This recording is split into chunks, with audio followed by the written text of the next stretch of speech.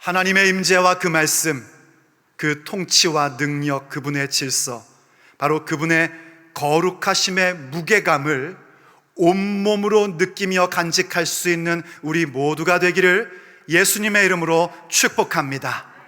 그러한 인생에게 베푸시는 하나님의 복이 무엇인지 우리가 받아서 알게 됨이 우리의 신앙 여정이 될 줄로 믿습니다. 믿어주시면 아멘 하십니다.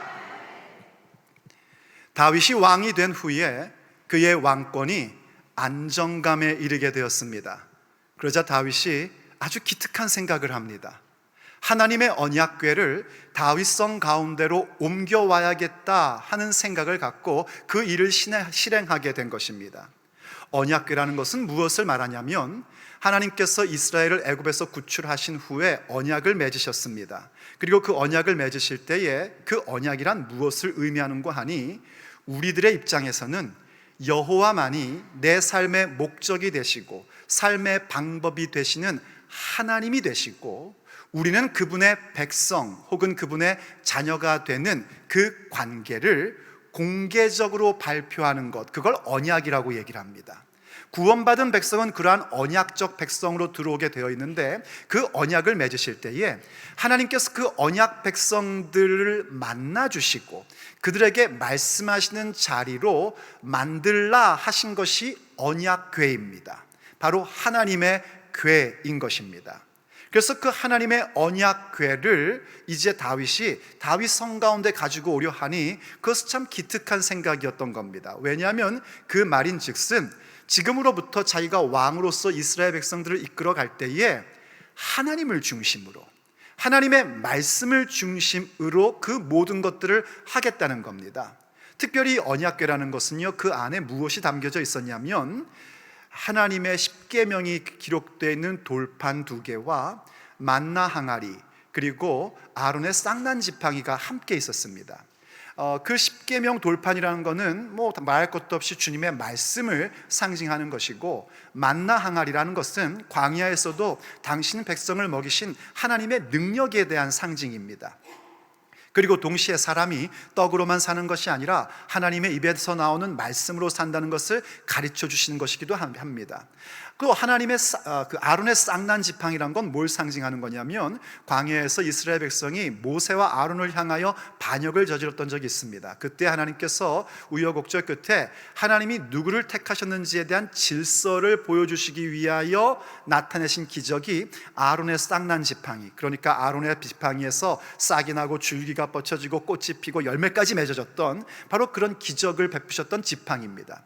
그래서 언약궤라고 하면 무엇을 상징하는 것이냐면 바로 그렇듯이 하나님의 임재, 그분의 말씀, 그리고 그분의 통치, 능력, 그리고 질서에 대한 메시지가 담겨져 있는 겁니다. 그게 한마디로 언약궤인 것입니다.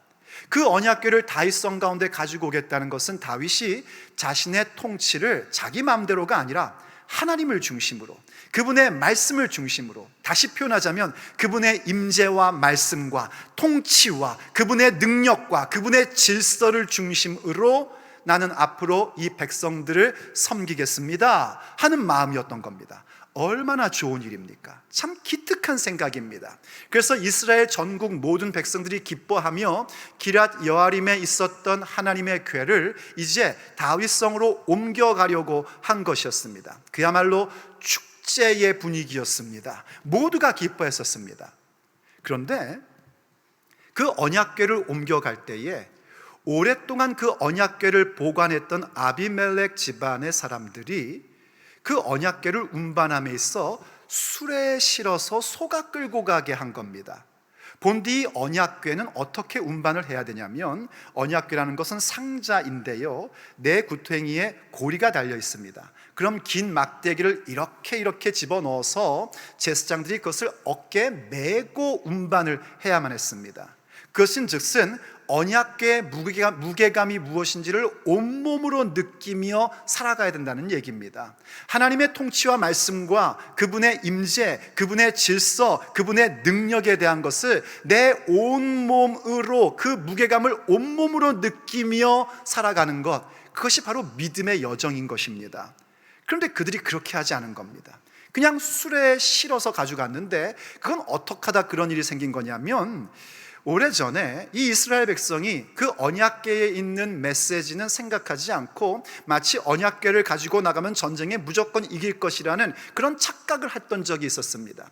바알 숭배하면서 언약궤 가지고 나가면 전쟁에 이길 거라고 생각한 겁니다. 그야말로 언약궤를 마치 부적 취급한 겁니다. 여러분, 부적이 뭔지 다 잊어버리셨죠?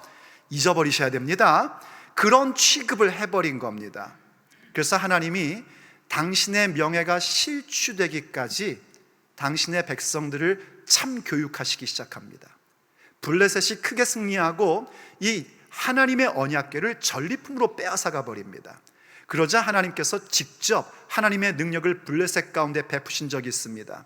그 전리품으로 가져온 언약궤가 있는 마을마다 전염병이 돌고 하나님이 치기 시작하시는 거예요. 다른 곳에 옮기면 거기에서 또 전염병이 돌고, 그러다가 그들이 어떻게 할까를 몰라서 이 언약궤를 다시 이스라엘 진영으로 돌려보내려고 합니다. 그때 그들이 했던 게 수레에다가 언약궤를 싣고 암소 2마리가 그것을 끌고 가게끔 했던 그런 일이 있었습니다.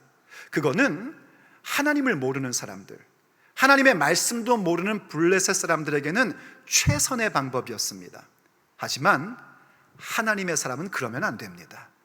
하나님의 백성은 아무리 좋은 일이고 기특한 일일지라도 항상 그 일하는 방법에 있어서 하나님의 방법, 말씀의 방법으로 할 줄 알아야 됩니다. 그래서 하나님이 그 기특한 일들 속에 담겨져 있는 자그마한 거짓된 누룩을 제거하시고자 그 길을, 그 일들을 막아서기 시작하십니다. 갑자기 하나님의 법궤가 있는 그 수레를 끌고 가던 소들이 뛰놀기 시작한 겁니다. 그러자 아비멜렉의 아들인 우사라는 사람이 오랫동안 언약궤를 보관해왔던 그 집안에서 그 언약궤가 흔들릴까 봐 언약궤에 손을 딱 대버립니다. 그리고 그 자리에서 즉사를 해버립니다. 이 우사의 행동은 처음부터 잘못된 거였습니다. 하나님의 언약궤, 이들은 레위 지파 사람들이거든요. 그럼 하나님의 언약궤를 어떻게 운반해야 되는지를 알고 있어야 됐었습니다.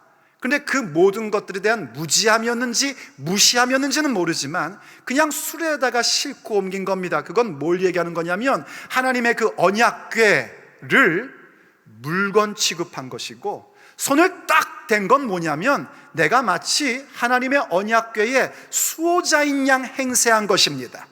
그것이 거짓된 누룩입니다. 그래서 하나님이 우사를 치셨고, 그래서 그 지역 이름을 베레스 우사라 했는데, 베레스라 함은 찢다, 치다라는 뜻이고요, 우사라는 것은 능력이라는 뜻입니다. 인간이 스스로 내가 능력 있다고 생각하는 것, 내가 실력 있다고 생각하는 것, 하나님이 찢으시고 치십니다. 그건 정말 엄중한 일입니다. 그러자 다윗이 화가 난 겁니다. 그러면서 동시에 두려움이 생긴 겁니다. 어찌 하나님의 언약궤를 내게로 가져올 수 있단 말인가? 그러다 보니 도대체 이 언약궤를 어디다 갖다 놔야 될까 하는 문제가 생긴 겁니다. 누구도 선뜻 나서지를 못합니다. 알죠? 하나님의 언약궤를 모신다는 것이 얼마나 귀중한 일이고 중요한 일인지 다 알죠. 누군가는 해야만 하는 일입니다. 그런데 나는 하고 싶지 않은 겁니다. 왜냐하면 발견했거든요. 손만 대도 그 자리에서 죽게 되는 하나님의 언약궤의 무게감이 무엇인지 직접 시청각 교육을 통하여 보게 되었는데, 감히 누가 선뜻 나서서 그 언약궤 제가 모시죠 하겠습니까? 우리도 그런 일들을 자주 보지 않습니까? 분명히 이것이 중요한 일이고 분명히 귀한 일이고 누군가는 해야 할 일이지만 누구도 나서지 않는 일들 말입니다. 특별히 교회 사역을 우리가 함께 하다 보면 그런 일들 참 자주 봅니다. 압니다. 누군가 그 사역해야 된다는 거 압니다. 그리고 그것이 얼마나 중요한 일이고 얼마나 귀한 일인지 압니다. 하지만 나는 하고 싶지 않은 겁니다. 이를테면 뭐라 그럴까요? 교회의 모든 사역이 다 그런데 특별히 주방 사역, 카페 사역, 혹은 또 재정실에서 하는 그런 사역, 또 앞에서 싱어들도 마찬가지입니다. 프레징 팀도 마찬가지고요. 또 선교 사역, 누군가 해야 된다는 거 압니다. 얼마나 중요하다는 거 압니다. 그런데 나는 아니기를 원하는 겁니다. 왜냐하면 그거 해봐야 별로 그렇게 좋은 게 없더란 말이죠. 욕이나 안 먹으면 다행이지, 정말 이게 내가 꼭 해야 되는가 싶은 거예요. 그래서 하기 싫어지는 겁니다. 그러자 다윗이 이 일을 오벳 에돔이라는 사람한테 맡겨버립니다.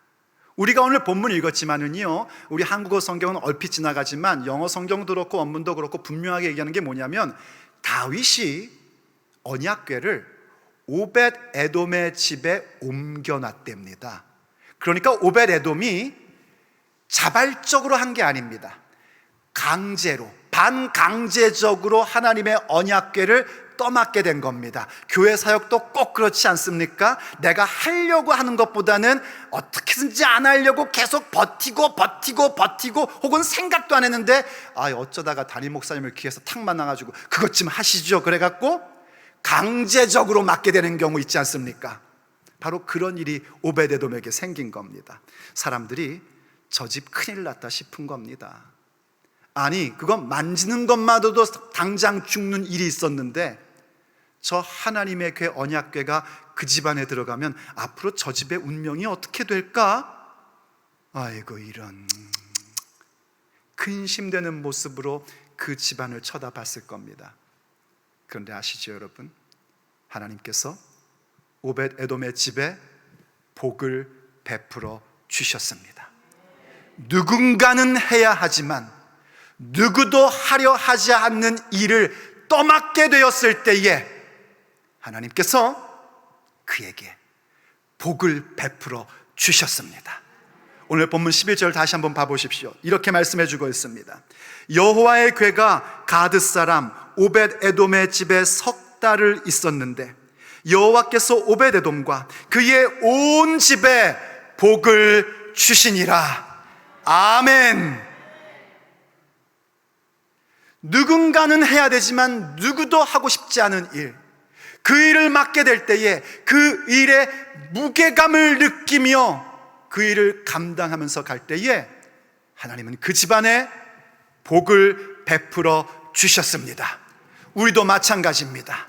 우리가 그 누구도 하고 싶지 않지만 누군가는 해야 할 일들이 내게 떠맡겨졌을 때에 그 일들을 무슨 수호자인 양 하는 것이 아니라 그 일의 무게감, 그 언약궤의 무게감, 그 일들 속에 담겨져 있는 하나님의 임재와 그분의 말씀과 그분의 통치와 능력과 질서에 대한 무게감을 내 온몸으로 느끼며 그 일들을 이루어갈 때에 하나님께서는 우리에게 복의 복을 베풀어 주십니다.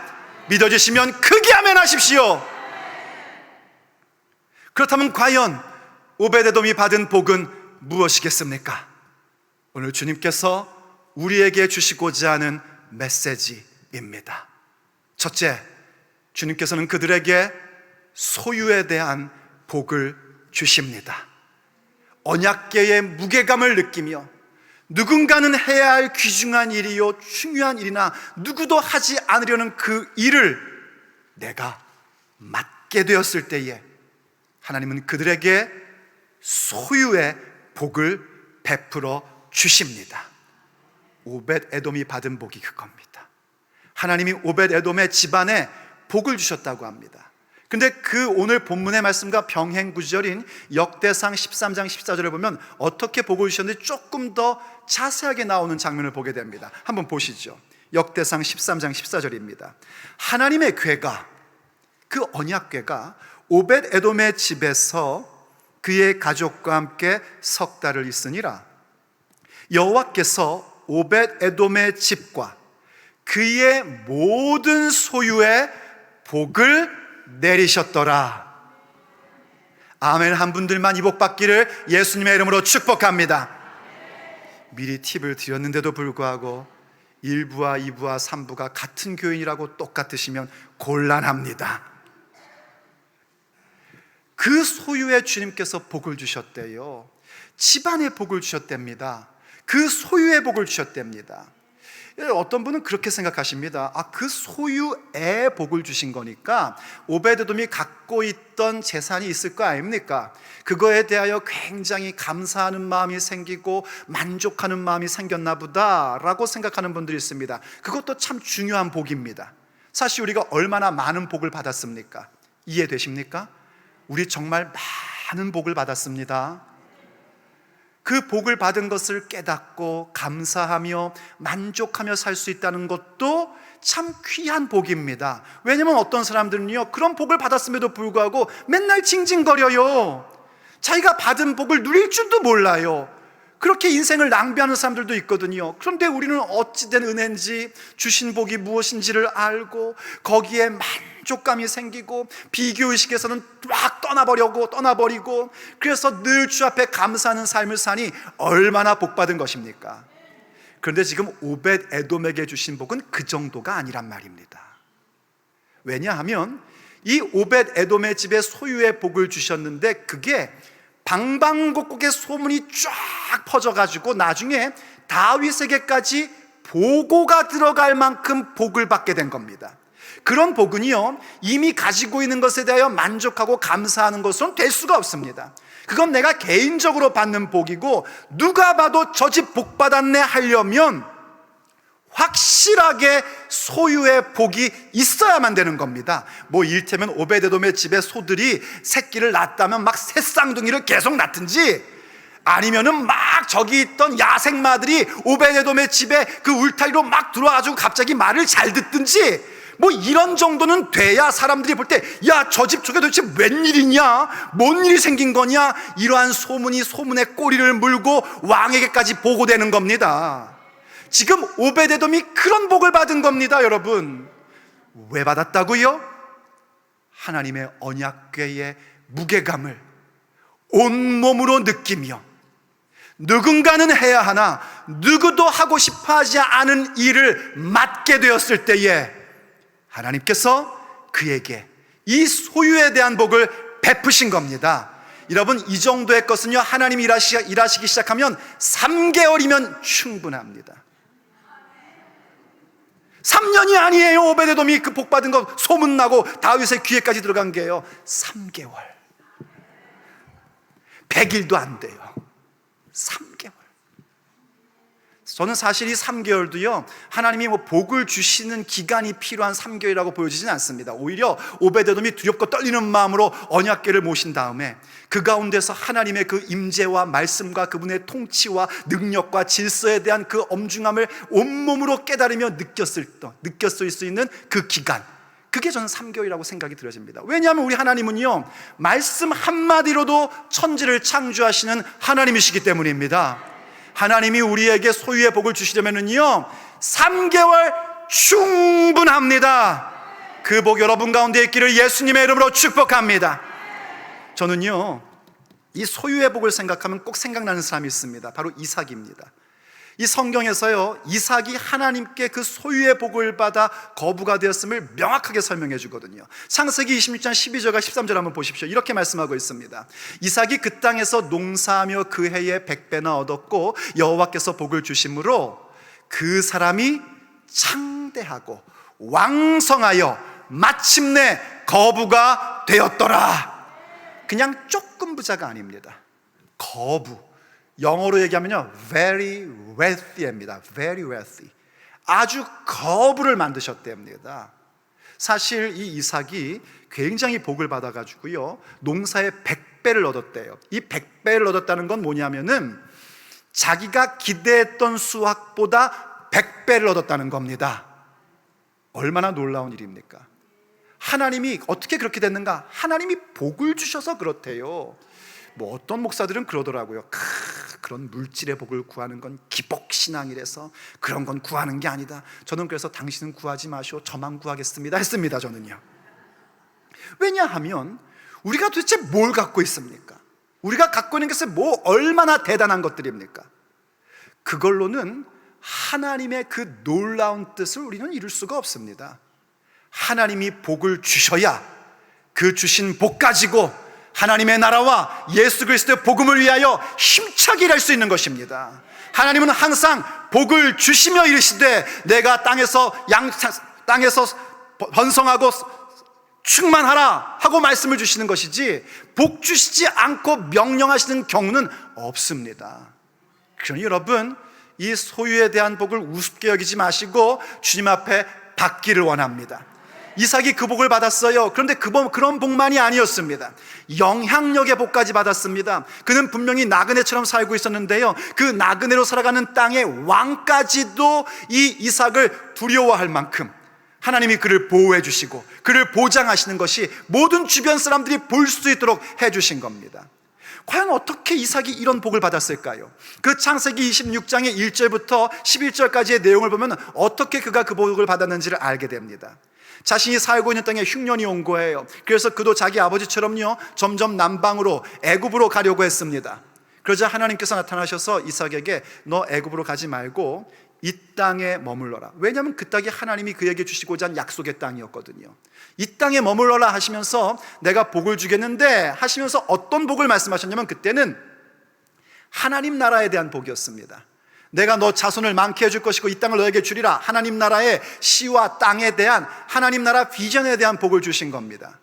이삭이 그 말씀을 받고 순종합니다. 순종해서 어떤 결과가 그에게 온 줄 아십니까? 두려움이 오기 시작했습니다. 왜냐하면 그 당시 그 지역인 흉년이 들었기 때문에 사람들이 흉폭해진 거예요. 그래서 어떤 겁이 덜컥 들었냐면은 내 아내를 빼앗고, 나를 죽이고 내 아내를 빼앗겠구나 하는 생각이 그에게 들어온 겁니다. 아내를 빼앗는다는 건 뭐냐면은요, 자기의 모든 것들을 다 빼앗아갈 수 있다는 생각이에요. 그야말로 두려움이 온 거예요. 말씀을 순종하면서 올 수 있는 어떤 그 무게감이 그를 짓누른 겁니다. 우리도 그렇습니다. 하나님 말씀 순종하면 손해볼 것 같아요. 하나님 말씀 순종하면 죽을 것 같아요. 그런 무게감이 우리를 짓누를 때가 있단 말입니다. 그런데도 이삭은 거기에 머물러 있었습니다. 떠나지 않았습니다. 하나님이 약속하신 그 땅을 지키고 있었습니다. 그리고 나서 12절에 주신 말씀이, 하나님께서 이 이삭이 농사를 지었는데, 원래 이삭은 가업이 목축업이에요. 어쩌면 이 농업은요, 그해 처음 한 걸 수도 있습니다. 새로 하는 비즈니스란 말이에요. 그런데도 100배의 결실을 맺게 해주시고 그를 창대하게 하시고 왕성하게 하시고 거부가 되게 하셨던 겁니다. 어떻게요? 말씀의 무게감을 온몸으로 느끼며 나아갈 때에 주께서 그에게 그런 복을 베풀어 주셨습니다. 우리도 마찬가지입니다. 우리가 하나님의 언약궤의 그 무게감, 그분의 임재와 말씀과 통치와 그리고 능력과 질서에 대한 무게감을 온몸으로 느끼며 주님께서 맡기신 일들을 이루어갈 때에 하나님은 우리에게 소유에 대한 복을 베풀어 주십니다. 물론 이 복이 전부 다는 아닙니다. 오베데돔이 받은 복은요, 그저 물질에 대한 복, 돈에 대한 복, 소유에 대한 복이 아닙니다. 아시다시피 그런 복은요, 예수님 안 믿는 사람도 받고 살아갑니다.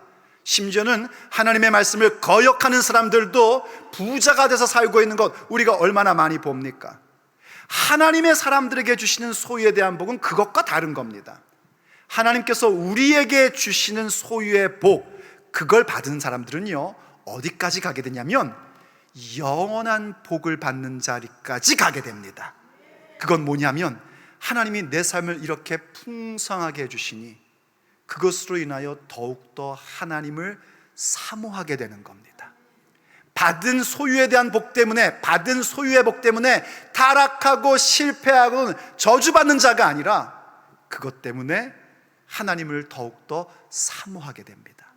그래서 두 번째 오벳 에돔이 받은 복은 무엇이냐면 주님을 사모하는 복입니다. 하나님을 사모하는 복, 하나님이 너무나 사랑스러워지는 복을 이 오벳 에돔이 받게 됩니다. 소문이 난 겁니다. 3개월 만에요, 세상에 오벳 에돔의 집이요 어마어마하게 복을 받았어요. 다윗이 탁 듣는 순간 아이고 뭐니나 이게 웬일이냐 한 겁니다. 무서워가지고 언약궤를 가지고 못 왔는데 알고 보니 자신이 뭔가 잘못한 것이 무엇인지를 알게 됩니다. 그 언약궤의 무게감을 충분히 느끼면서 왔어야 되는데 하나님의 말씀 따라 하지 못했구나. 그래서 만반의 준비를 합니다. 제사장들에게 명령을 합니다. 너희들 하나님의 언약궤를 내 어깨에 메고 와라 합니다.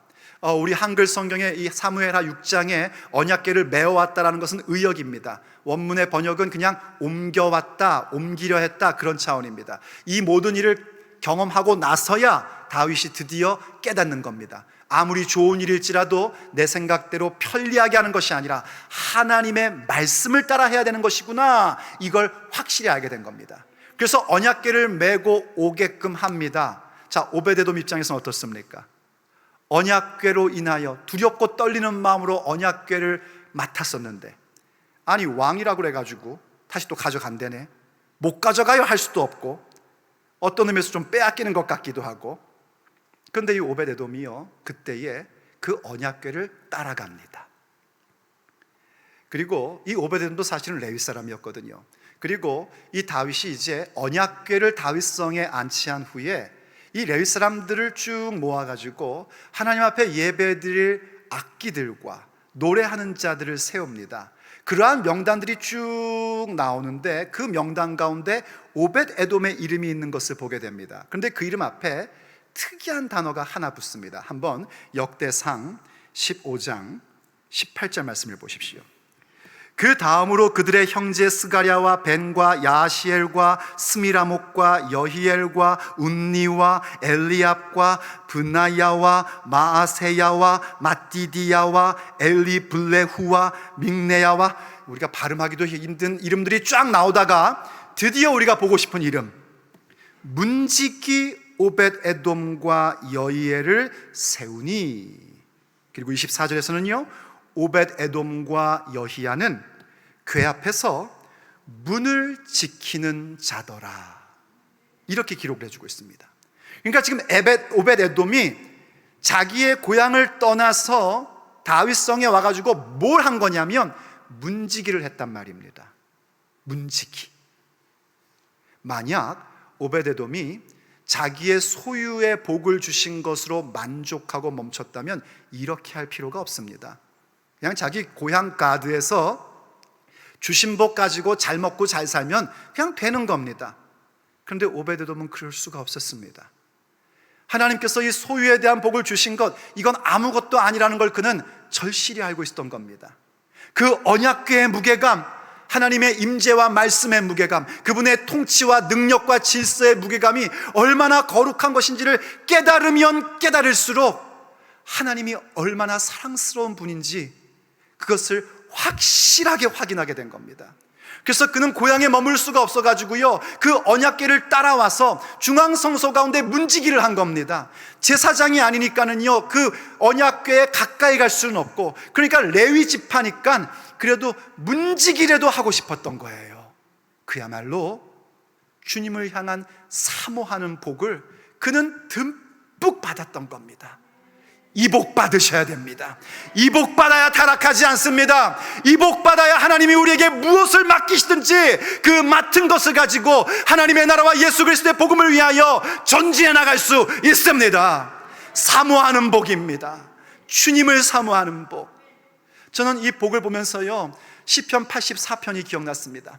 시편 84편 1절과 2절을 보면요, 이렇게 기록하고 있습니다. 만군의 여호와여, 주의 장막이 어찌 그리 사랑스러운지요. 내 영혼이 여호와의 궁정을 사모하여 쇠약하며 내 마음과 육체가 살아계시는 하나님께 부르짖나이다. 하나님의 장막이 사랑스럽답니다. 이때 장막이라는 말은요, 장막이라고 그러니까 굉장히 근사하게 들리는데 사실은 뭘 얘기하는 거냐면 텐트입니다. 요즘처럼 이렇게 막 팬시하고 이쁜 텐트도 아니고요, 그냥 큼지막하게 투박하게 만든 텐트예요. 그 텐트를 아주 좋은 대저택이나 저 뭐 어디 밸브에 있는 요즘 만든 빌딩이랑 비교하면은요, 초라하기 그지없는 겁니다. 근데 그걸 보면서도 뭐래요? 어찌 그리 사랑스러운지요 합니다. 왜 그렇게 고백을 하게 되냐면 바로 그 여호와의 장막 가운데 언약궤가 있고 그 언약궤를 통하여 하나님의 임재와 말씀과 그분의 능력과 그분의 통치와 그분의 질서가 있는 곳이기 때문에 보면 볼수록 사랑스러운 겁니다. 그분의 거룩함을 느끼면 느낄수록 하나님이 너무나 사랑스러워지기 시작하는 겁니다. 그게 신비로움입니다. 하나님을 두려워하면 두려워할수록 하나님을 너무나 사랑하게 되는 것이 이 믿음의 신비로움이라는 겁니다. 그러다 보니 무엇을 보게 되는가? 여호와의 궁정을 사모하게 되는데, 이때 궁정이라는 것은 궁전이 아닙니다. 팰리스가 아니고요, 코트입니다. 이 코트라는 건 뭘 얘기하는가? 고대사의 왕들이 백성들을 재판하거나 백성들을 다스릴 때 직접 나타나고 백성들과 만나는 자리가 이 궁정이라는 겁니다. 그러니까 여호와의 궁정을 사모한다는 건 뭘 얘기하는 거냐면 바로 여호와 하나님의 통치하심, 그분의 다스리심의 완전함을 사모한다는 거예요. 그건 이 세상 가운데는 없습니다. 오직 천국, 영원한 아버지의 집에서만 영원토록 완전하게 그분의 통치가 이루어지고 있습니다. 그리고 예수님 오실 때에 비로소 이 땅 가운데 그 통치가 완전하게 100%로 이루어지게끔 되어 있는 겁니다. 그걸 사모한단 말이에요. 이걸 너무나 사모해서 쇠약하기까지 된답니다. 지금 눈에 보이는 그 초라한 텐트이지만 그 가운데 있는 하나님의 언약궤를 보며 하나님의 궁정, 그분의 통치하심, 그분의 다스리심의 아름다움을 보기에 너무너무나 사모하는 마음, 그게 바로 복입니다. 오벳 에돔에게 주신 복입니다. 그래서 어떻게까지 고백하게 되는가? 시편 84편 10절 말씀입니다. 같이 한번 읽어보죠. 시작. 주의 궁정에서의 한날이 다른 곳에서의 첫날보다 나은즉 악인의 장막에 사는 것보다 내 하나님의 성전에 문지기로 있는 것이 좋사오니. 아멘. 우리의 고백되기를 예수님의 이름으로 축복합니다. 이것이 주님을 사모하는 복입니다. 이 복 받아야 됩니다. 주님께서 주셔야만 가능한 복입니다. 우리에게는 없는 것입니다. 그런데 누군가는 해야 되고, 그러나 누구도 하기 싫어하는 일들을 맡아서 그 일들의 무게감을 내 온몸으로 느끼며 살 때에 주님께서는 그러한 자들에게 주님을 사모하는 이 영원한 복을 가득 부어 주십니다. 그리고 주님은 거기서 멈추지 않으십니다. 이러한 복뿐만이 아니라 이제 우리들에게 또 다른 복을 보게 하시는데, 그것은 바로 우리의 자녀들과 자손들에게 복 주시는 것도 보게 하십니다. 그러므로 마지막 세 번째 오벳에돔이 받은 복은 바로 그렇게 자손에 대한 복을 주님께서 베풀어 주십니다. 오벳에돔이요, 자손의 복을 받습니다. 역대상 26장 4절로 8절을 보면은요, 거기에 이 오벳에돔의 8명의 아들의 이름이 명단이 쭉 나옵니다. 그리고 나서 거기에 뭐라고 결론을 얘기하냐면 여호와께서 그에게 복을 주셨음이라 합니다. 하나님께서 복을 주셔서 8명의 아들을 가졌다는 겁니다. 그런데 거기서 멈추지 않고 그 아들들의 아들들이 하나님 나라를 위하여 굉장히 실력 있고 능력 있는 사람들로 세워진 것을 이렇게 증언해 주고 있습니다. 26장 8절만 보십시오. 이는 다 오벳에돔의 자손이라. 그들과 그들의 아들들과 그의 형제들은 다 능력이 있어 그 직무를 잘하는 자이니 오벳에돔에게서 난 자가 62명이었다 하고 얘기합니다. 그러니까 오벳에돔의 아들은 8명이었고 그 아들의 아들들까지 해가지고 62명이 오벳에돔으로부터 나온 사람들이란 말이에요. 그런데 그들이 전부 다 능력 있고 실력 있는 자가 되어서 하나님이 맡기신 인생을 멋지게 일궈가는 사람이 되었다는 겁니다. 이 복이 우리에게 임해야 됩니다. 이 복이 있어야 됩니다. 누구에게 그 복을 주시는가? 누군가는 해야 되지만 누구도 하려 하지 않은 일들을 또 맡게 되었을 때에 하나님이 언약궤의 무게감을 느끼며 그 일을 감당하는 자, 그들에게 자손의 복을 베풀어 주십니다. 요즘 보면은요, 젊은 엄마 아빠들은요, 아이들에게 올인하는 것 같습니다. 참 좋은 일입니다. 이 애들이 적다 보니까 어떻게 하면 이 아이를 행복한 삶을 살게 해줄까? 어떻게 하면 성공한 인생을 살게 해줄까? 거기에 아주 집중들을 하고 어떤 투자도 아끼지 않습니다. 아무리 인플레이션이 어려운 시대니 해도요, 정말 많은 걸 투자합니다. 잘하고 있는 겁니다. 그런데 제가 목사로서 참 이상한 걸 하나 발견합니다. 그들의 영성을 위해서는 조금도 투자를 하지 않습니다.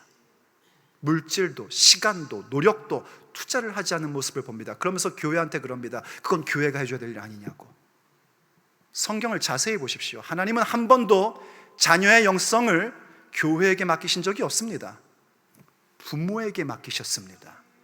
교회가 해주는 일은 부모에게 이렇게 하면 된다는 방향을 가르쳐주고 서포트를 해주는 것이지, 자녀의 영성은 철저하게 부모에게 달려 있습니다. 부모가 책임져야 된단 말입니다. 우리 애는 어려서 괜찮아요? 천만의 말씀입니다. 걔들이 안 듣는 척 하면서 다 듣습니다. 모르는 척 하면서 다 합니다. 아직 어려서 모른다고요? 아니요, 다 압니다. 내 부모가 어떤 영성의 사람인지 애들은 다 압니다. 정확하게 압니다. 그래서 딱 보면 아십니다. 내 아이들이 하나님 앞에 감사하며 영광 올려드리고 있으면 내가 지금 하나님 앞에 영광 올려드리는 인생을 살고 있구나, 여러분 그렇게 확인하시면 되고요. 내 자녀들이 맨날 불평 원망뿐이면 내가 지금 하나님 앞에 뭔가 잘못되어 있구나, 이거 가늠하셔야지 됩니다. 아이고 목사님, 말씀대로 살다가 애들 굶어 죽으면 어떡합니까? 진짜 그렇게 생각하십니까? 성경의 말씀, 하나님의 말씀을 믿으십시오. 하나님께서 다윗을 통하여 그렇게 말씀하셨지 않습니까? 내가 어려서부터 늙기까지 의인이 버림을 받는 것이나 그의 자녀들이 걸식하는 것을 본 적이 없느니라. 하나님이 보장하셔야지 됩니다. 앞으로의 이 세상의 날들은요, 하나님이 보장하시지 않으면 어떤 사람도 살아갈 수가 없는 시대가 될 겁니다. 하나님이 보호하시고 하나님이 보장하셔야지 됩니다. 그거 누가 할 수 있는가? 부모가 복받은 자야 됩니다. 하나님이 주시는 소유의 복을 받고 하나님을 사모하는 복을 갖고, 그래서 누구도 하기 싫지만 누군가는 해야 될 일이기에 내가 떠맡아서 그 무게감을 느끼며 나아갈 때 자녀들은 그것을 보게 되고 자녀들은 복받는 자가 되는 것입니다. 그래서 이 시편의 말씀이 우리의 고백이 될 겁니다. 시편 103편 17절 말씀, 여호와의 인자하심은 자기를 경외하는 자에게 영원부터 영원까지 이르며 그의 의는 자손의 자손에게 이르리니 곧 그의 언약을 지키고 그의 법도를 기억하여 행하는 자에게로다. 아멘. 이 복이 우리에게 임하게 될 것입니다. 사랑하는 여러분, 오벳 에돔이 받은 복은 우리가 받아야 할 복입니다. 누군가는 해야 되지만 누구도 하기 싫은 일들이 여러분에게 떠맡겨졌습니까? 미소 지으십시오. 주님께서 여러분에게 이 복을 주시려고 지금 기회를 주고 계신 겁니다. 붙잡으십시오. 뺏기지 마세요. 내 것이다 하고 붙잡으십시오. 그리고 그것을 그 언약궤의 무게감을 느끼며 이루어 가십시오. 여러분의 소유의 복을 베푸실 것입니다. 3개월이면 충분합니다. 그리고 주님을 사모하는 복을 주실 것이고 마침내 자손에 이르기까지 그 놀라운 복을 베풀어 주십니다.